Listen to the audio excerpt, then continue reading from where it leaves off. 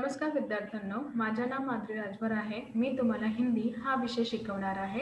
आज विद्यालय तुमच्या स्वागत करत आहे. आज जो आपल्या समोर धडा आलेला आहे त्याचं नाव काय आहे? दोन लघुकथा आहे. काय आहे? दोन लघुकथा आहे आणि यांचा हा दुसरा सीझन आहे. पहिल्या सीझन मध्ये आपण बघितले की कशाप्रमाणे की आपला दोन जे लघुकथा आपण वाचले. तर याप्रमाणे इथे आपण काय बघणार आहे? इथे आपण काही प्रश्न उत्तर काही शब्दात हे पाहणार आहे. तर चला बघूया. बघा, आता मी तुम्हाला पहिलेही सांगितले होते की आपण दोन लघुकथा पाहिले. किती? दोन लघुकथा पाहिले. पहिला होता कंगाल आणि दुसरा होता सही उत्तर. कोणता होता सांगा तुम्ही लवकर मला, लवकरच लवकर सांगा. हो, पहिला होता कंगाल आणि दुसरा होता तुमच्या सही उत्तर. कोणता होता? सही उत्तर. तर पहिला आपण बघणार आहे कंगाल यांचे काही शब्दार्थ. तर चला बघूया. बघा, हिंदीतून हिंदी आणि मराठी. तर पहिला काय आहे? अस्तित्व म्हणजे वजूद, विद्यमान होणं, अस्तित्ववात असणे, अस्तित्ववात असणे. कंगाल गरीब, निर्धन आणि इथे तुम्हाला दिलेले आहे गरीब. काय दिलेले आहे? गरीब. दीर्घता बडप्पन, कुतूहल. दीर्घताचा अर्थ काय हिंदीमध्ये? बडप्पन आणि इथे मराठीतून कुतूहल. नीरवता एकांत, एकदम शांत आणि निर्जन. काय आहे? नीरवता का म्हणजे एकांत, एकदम शांत आणि निर्जन. पर्याप्त म्हणजे काफी, यथेष्ट, पुरेशी. कळलं? पर्याप्त म्हणजे काफी, यथेष्ट आणि पुरेशी. तर याप्रमाणे इथे असंही परिवर्तन होऊन जात आहे. अजून बघूया, चला बघा. भीषण म्हणजे भयानक आणि इथे भीतीदायक. राहत म्हणजे आराम आणि इथे उर्वरित. काय आहे? उर्वरित. आणि इथे दिलेले आहे लिजलिजे म्हणजे सिलनभरा. लिजलिजे म्हणजे सिलनभरा आणि इथे ओलसर. काय आहे? ओलसर. शोक म्हणजे लालसा, शुभ आकांक्षा. उत्कंठा आणि इथे शुभेच्छा. उत्कंठा आणि इथे शुभेच्छा दिलेले आहे. सिद्ध, साबित, प्रमाणित आणि सिद्ध, प्रमाणित. सुकून, शांती आणि इथे शांतता. तर याप्रमाणे असंही परिवर्तन होऊन जात आहे. तर हा शब्दात कोणाचा आहे? कंगाल हा लघुकथाचा आहे. आता आपण पाहणार आहे सही उत्तर यांचा काही शब्दात पाहणार आहे. सही उत्तर यांच्या काही शब्दात आपण पाहणार आहे. तर चला बघूया. बघा, हिंदीतून हिंदी आणि इथे मराठी दिलेले आहे. कळलं? हो. तर पहिला बघा, अवसर म्हणजे मौका आणि इथे काय दिलेलं आहे मराठीतून? संधी. कळलं? हो. बघा, इथे अवसर, मौका आणि संधी. इथे आवादन म्हणजे, परत सांगते मी, इथे आवेदन म्हणजे निवेदन आणि इथे विनंती. कळलं? हो. तर इथे उत्सुकता, अत्यधिक, अधीरता. उपस्थित, हाजीर, जास्त. बघा, कलंक, बदनामी, निंदा. गर्व, घमंड, बडाई मारणे. चयन, चुनना आणि इथे निवड्यासाठी. उपहार, भेट आणि इथे अर्पण. नाकामयाब, असफल, यशस्वी. परास्त, हार आणि इथे पराभव. तर याप्रमाणे असंही परिवर्तन करून जात आहे. तुम्हाला कळत आहेत की नाही? लवकरच लवकर सांगा.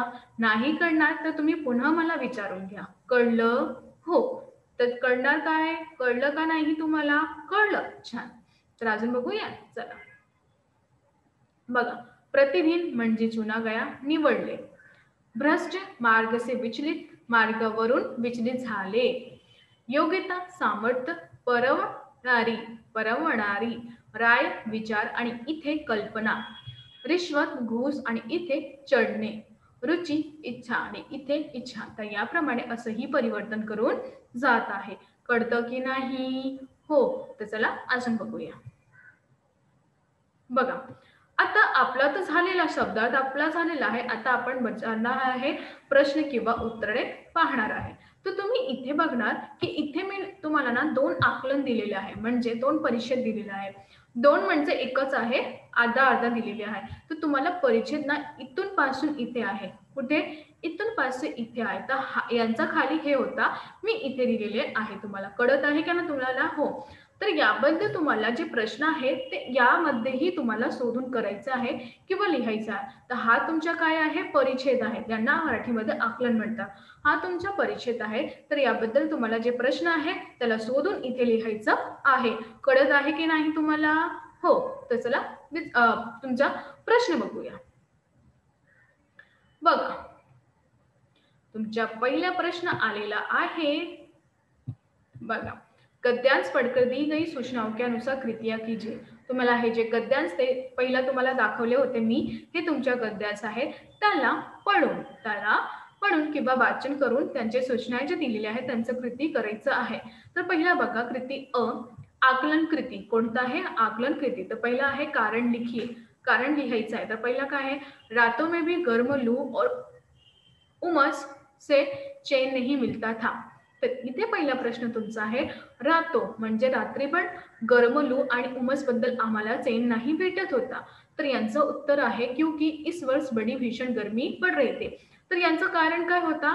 कारण की या वर्ष खूपच भीषण गरमी पडलेली होती. तर याबद्दल ही रात्री उमस किंवा चैन नाही मिळत होता. उमस जास्त झालेला होता आणि त्याबद्दलही आपला चैन नाही मिळत होता. कळतं की नाही? हो. तर आता दुसरा, लेखक अगले सप्ताह ही पर्वतीय स्थल की यात्रा कर निकल पडा.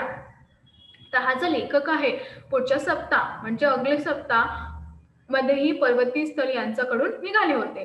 क्योंकि वहां लीज लीजिए और घुटन भरे मौसम से राहत पाना चाहता था.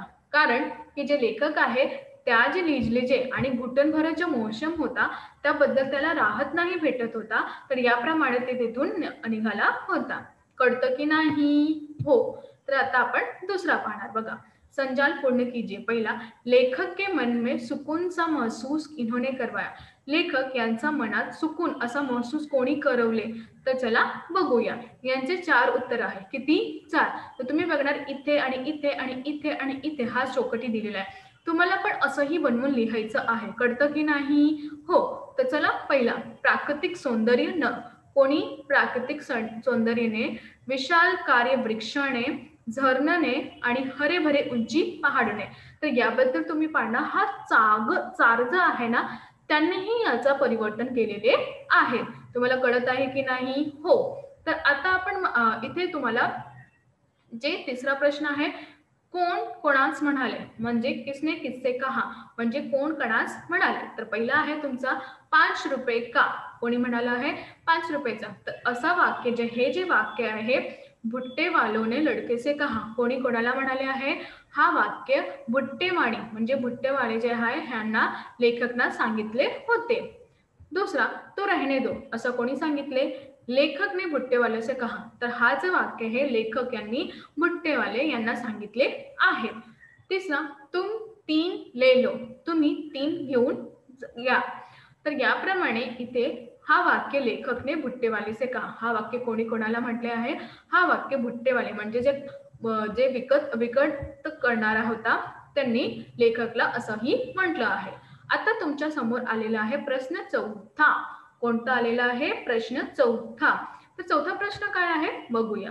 सत्य या असत्य पहचान कर लिखो. तुम्हाला काय करायचं, हा जे शब्द दिलेला आहे किंवा हा जे प्रश्न दिलेला आहे ते सत्य आहे तर त्यांच्या समोर सत्य लिहायचा आणि जे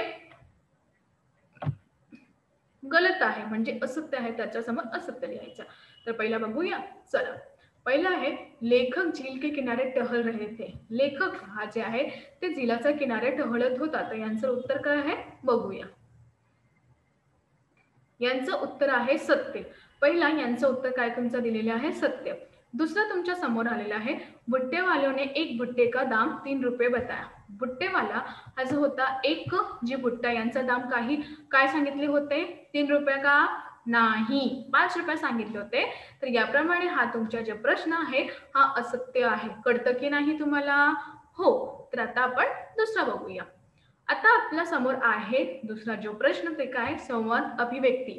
काय आहे? स्वमत अभिव्यक्ती. तर चला बघूया. बघा, तुमचा प्रश्न पहले आपण बघणार आहे. तर प्रश्न बघूया.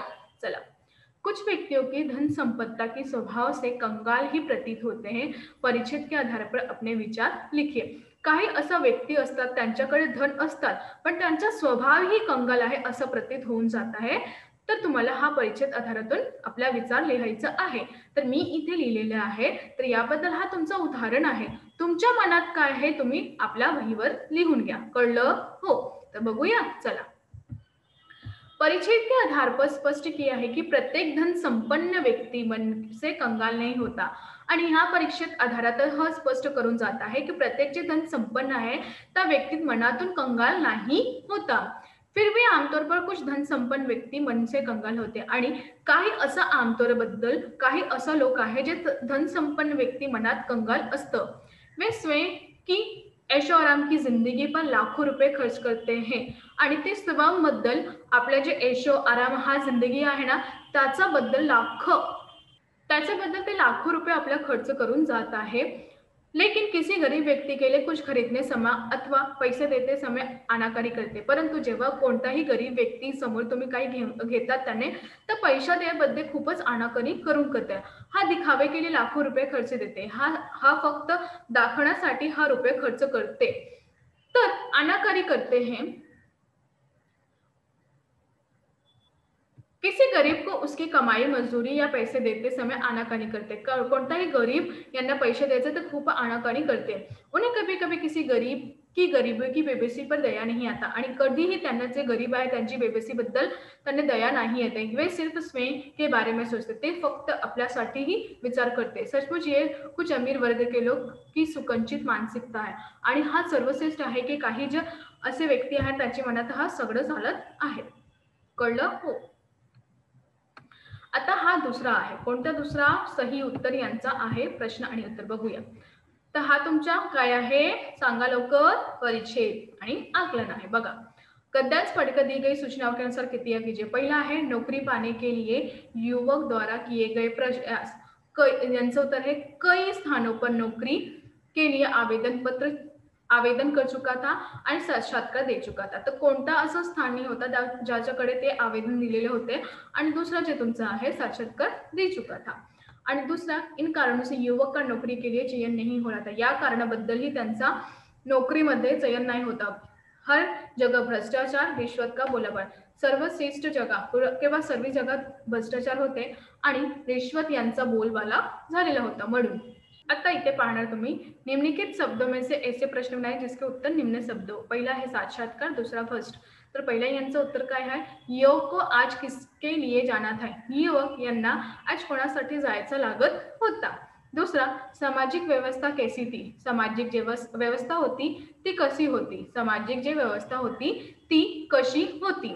आणि तीसरा संचालन पूर्ण कीजिए. युवक इन पर अपने तर्कपूर्ण विचार बड़े विश्वास से रखता है. कोणाबरोबर?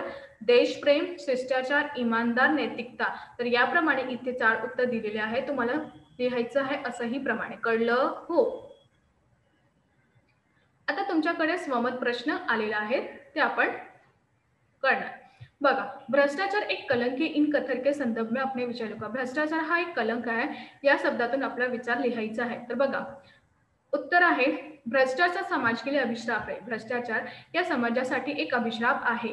यह भयंकर बीमारी के समान समाज अपनी गहरी जड़े जमा रहा है. आणि हा जे भयंकर बीमारी आहे हा तुन समाज जे आहे आपला गहरी जड़े जमवत आहे. भ्रष्टाचार आज मनुष्य की सद्बुद्धि, विवेक और इंसानियत को नष्ट कर रहा है.